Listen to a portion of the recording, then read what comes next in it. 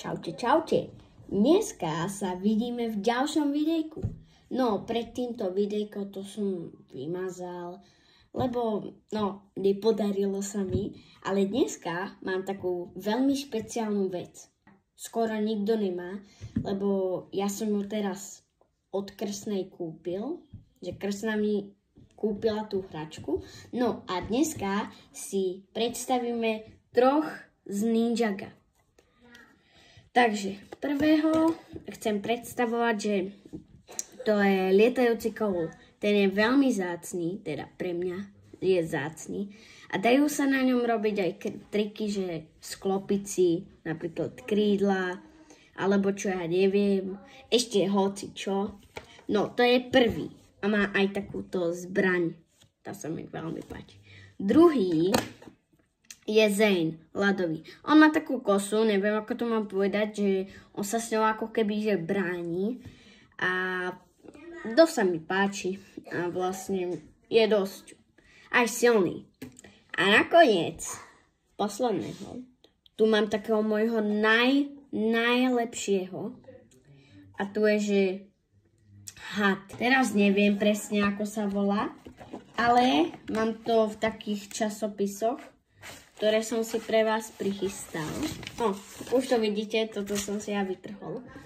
Ale volá sa Haspera. Tento had sa mi veľmi páči preto, že on má takú kulovú hlavu proste. Tá hlava sa mi ja neviem, ako to mám povedať, sa mi strašne páči. Ako ona je tak super. Ja neviem, ako to mám povedať, ale proste sa mi veľmi páči. No, a tu mám tie časopisy, tu som si to odčítal. No, a tieto časopisy, to som niekde našiel, to mi krstná dala.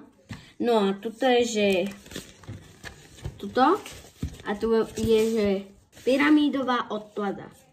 No, a tá pyramidová odplata, tá sa mi veľmi páči. Potom tu je, neviem, ako sa to volá. Tuto začali bojovať proti robotom a bolo to docela dosť zaujímavé. No, a teraz posledné bolo teda ten koul. No a oni vlastne išli za takou dievčinou, ale prekvapili ich takí jaštery.